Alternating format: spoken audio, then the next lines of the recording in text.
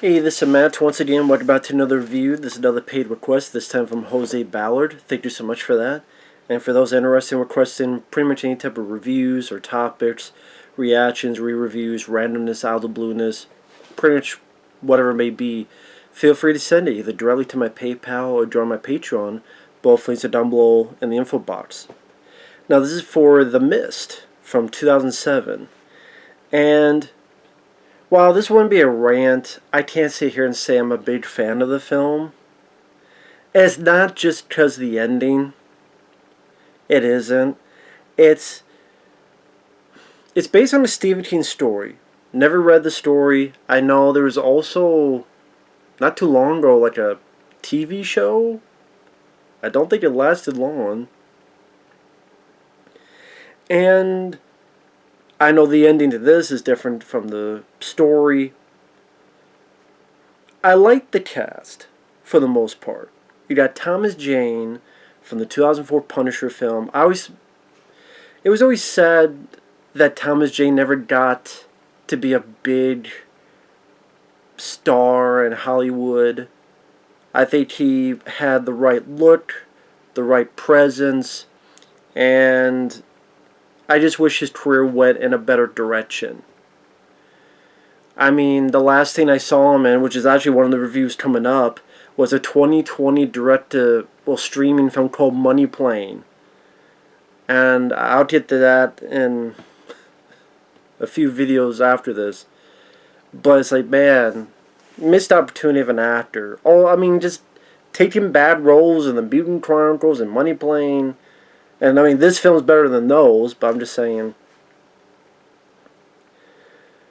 He does a good job here as our lead. I liked, although nothing really comes of it later on, but it's a nice little addition that he's a movie poster artist.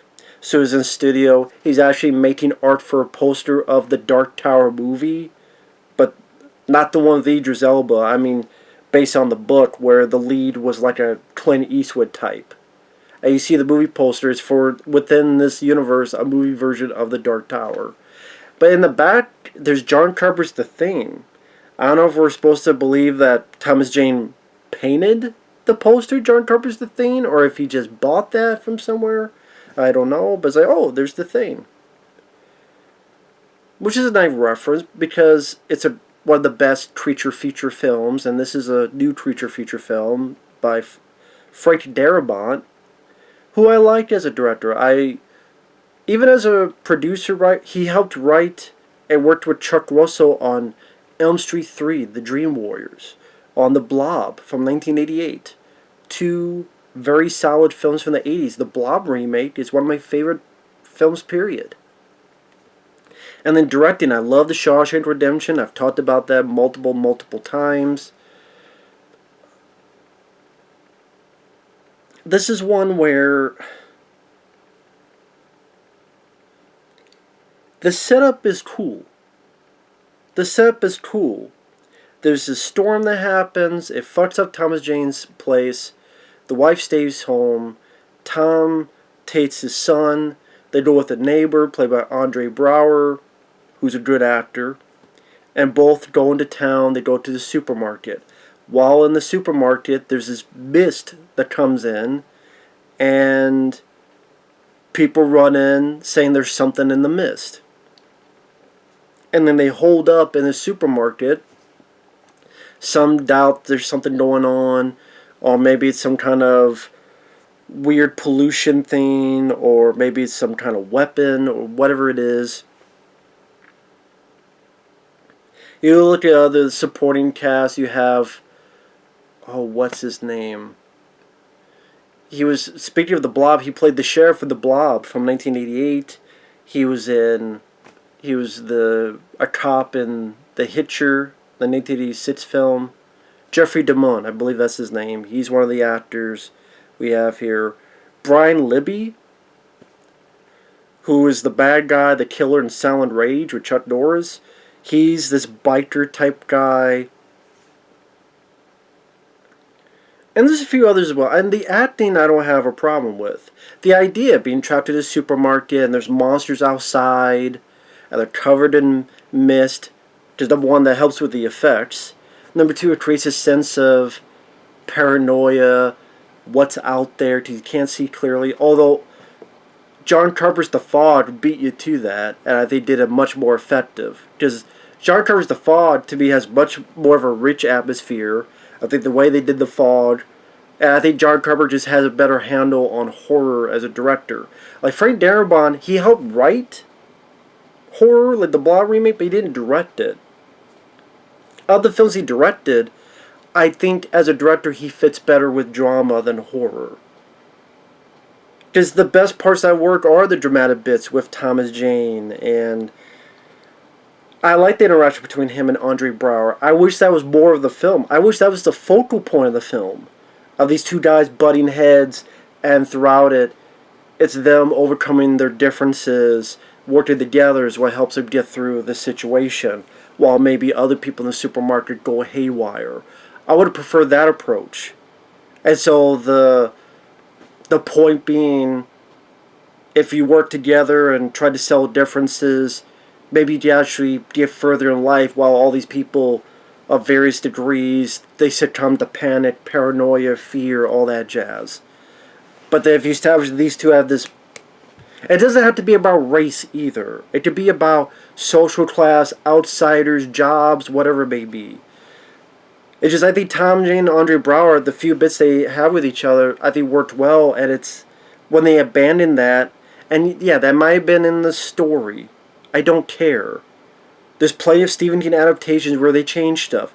The Running Man. I'm sorry, I think The Running Man is better than the original story, in my opinion. I think Stephen King's Graveyard Shift, the short story wasn't much. I much prefer the movie version. The Shining.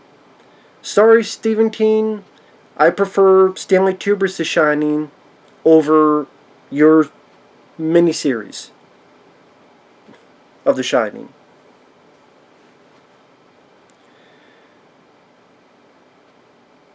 I would prefer that direction. Instead, Andre Braugher's character is too stupid for his own good, even though there's clear evidence around that there's something going on.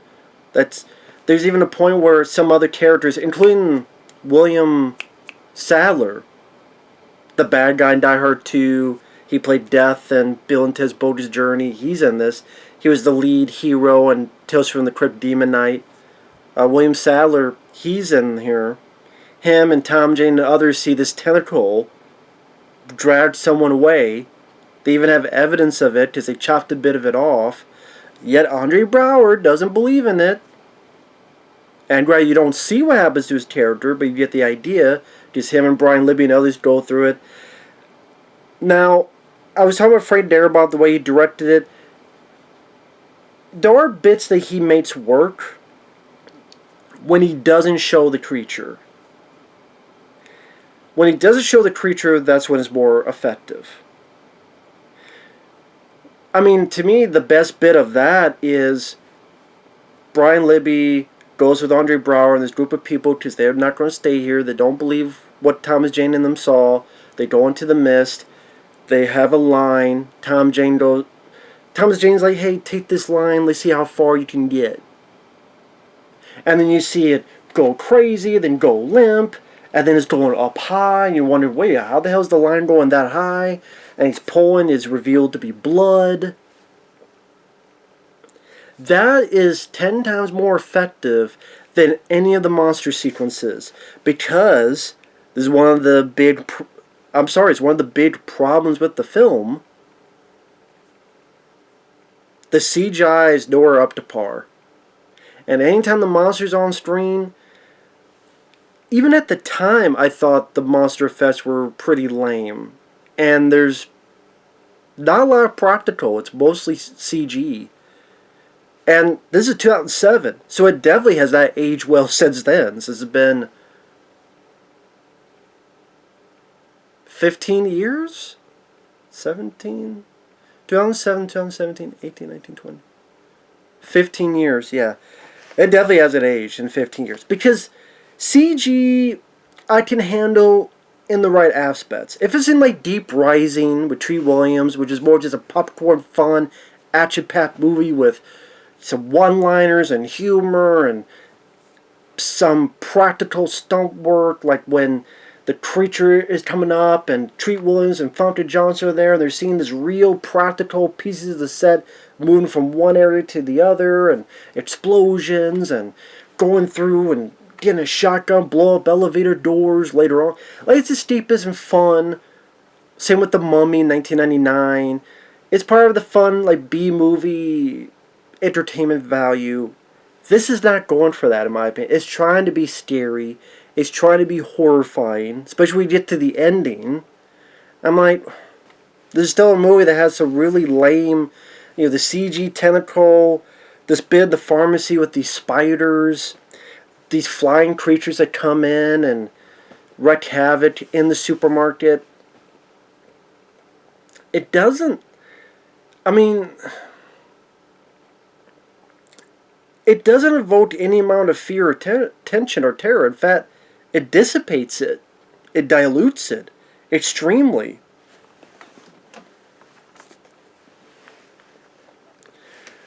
And it's like, okay, yeah, I like the idea of people trapped in the supermarket and there's something on the outside. I mean, look at the poster of the film. That could work. I remember this was one of the reasons, I'm like, wow, the guy who did Shawshank Redemption. Shawshank is a really good film. Capable director. I've liked a lot of movies based on Stephen King material. From Cujo to, yeah, it's just different, but The Shining and Silver Bullet. But this one,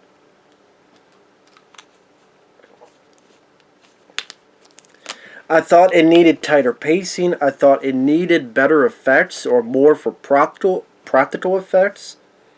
And why is it that I saw more low-budget films tackle that more than this, which had a decent-sized budget?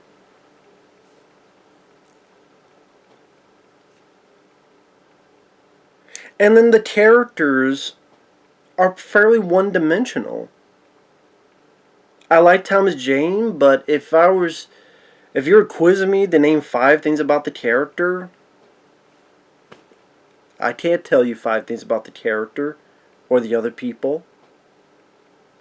And then again, maybe I would let that go if you didn't have these other just more annoying, like the religious nut lady. There's a religious lady, and at one point these creatures don't attack her. I don't know why. I don't think the movie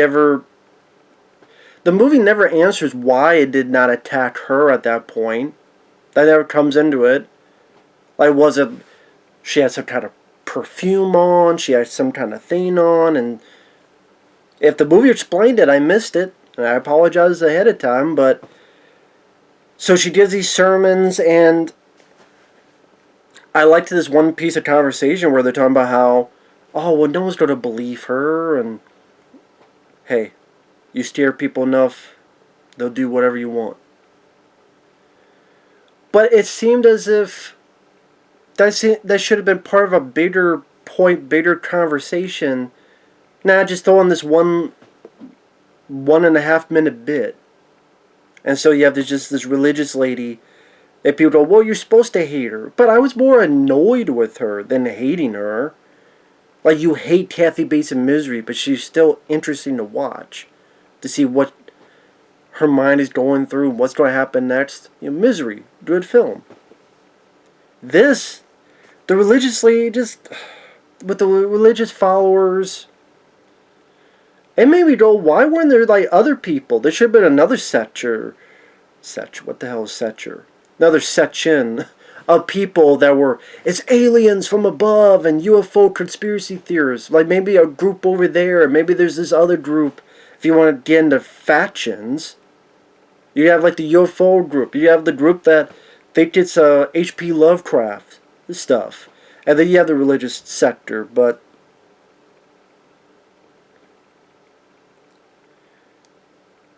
instead, a lot of the people turn and they're trying to kill our characters and the boy be a sacrifice. That just was not interesting to me, storyline-wise. It just wasn't.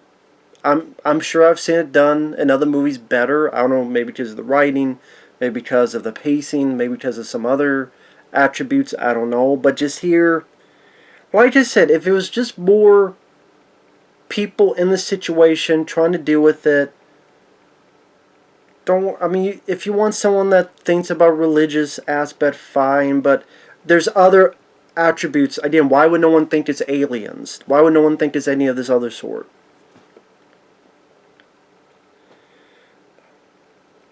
Again, I would have preferred more of the Thomas Jane Andre Brower. Just we. That would just be more interesting to me. We've seen that done before. Well, we've seen nutty religious followers done before too. Where something happens. I mean, that almost seems like it was a sequel to the Blob remake that he didn't get to write. Because remember the end of the Blob remake with the guy who's got the piece of the Blob? The Lord will give me a sign. And then that'd be like the religious cult thing. Maybe that's what Frank Darabont wanted to do with the sequel. He's like, I'll put in. But people go, no, it's part of the short story. Well, then change it. Again, that's what a lot of adaptations have done. I mean, again, like they did that Dark Tower movie. The gunslinger was a Clint Eastwood type. Although Idris Elba is not the problem with that movie, it's everything else. But I wish the characters were a bit more than just one-dimensional. The effects, I think, really dilute any. I mean, why would you find any suspense or tension when you have these really bad-looking special effects that again don't hold up 15 years later? And again, for a movie about people trapped in a supermarket, it seems a bit lengthy of a film with that aspect. And then the way it ends, I gotta go into spoilers. A couple make it out. Something's coming. They're afraid they're going to be killed. So Thomas Jane has a gun. He has a few bullets left. He kills each person. They agree to it, including his son. He's left alone. But then he realized that it's the military coming in. And they were just a minute away from safety. In fact, one of the people there is a woman who left at the beginning of the movie. And it's like, it's funny. Someone said, well, what's the moral of the story? That she was right? Yeah, go blindly into the killer mist and you'll be fine. But if irony, tragedy, if anybody mentions this film, it's because of that ending. So I guess in essence, that's one of the reasons why the director did that. Because again, if someone's going to remember something, it's going to be that ending. Which is a gut punch. It is a gut punch. It's risky, it's ballsy, and that's why a lot of people liked it.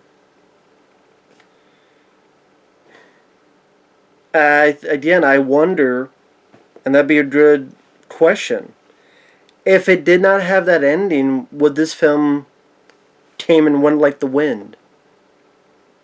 Maybe. Maybe if it didn't have that ending, the movie would have been quickly forgotten. I think that's the case. Again, there's a part of me that's like, okay, that is ballsy, and Thomas Jane did a good job acting-wise. Gave a good performance. The flip side is like,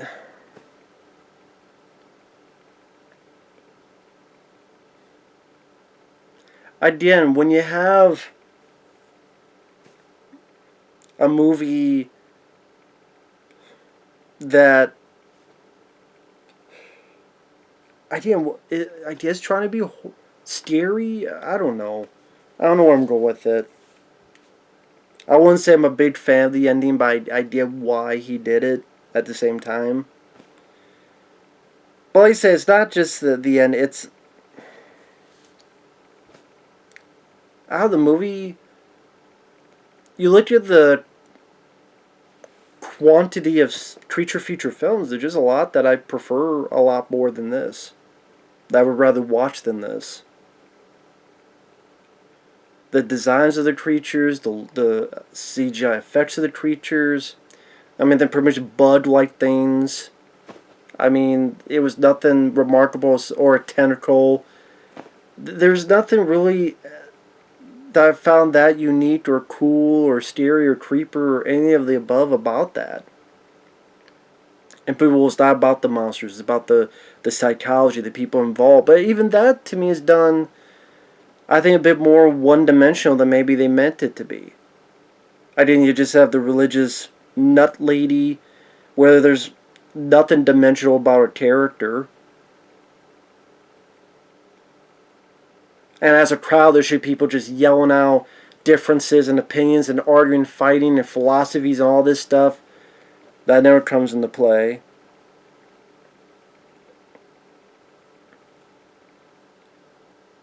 I don't know how the TV show is. If you've seen it, you can let me know.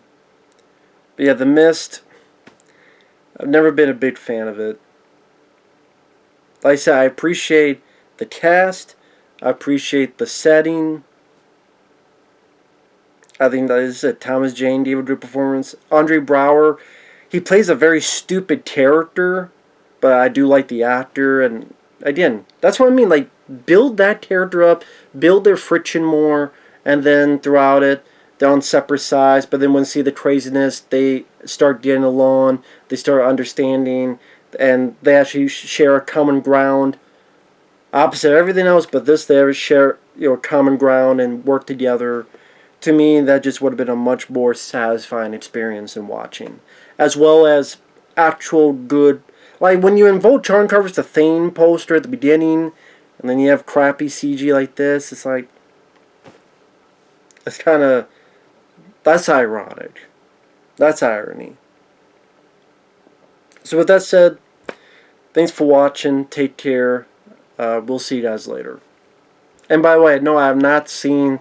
There's a black and white version that Frank Darabont did. I haven't seen it because I don't care to see it. I don't feel there's really any need to see it. So I don't think it would change my opinion on the film. So with that said, thanks for watching. We'll see you guys later. Bye bye.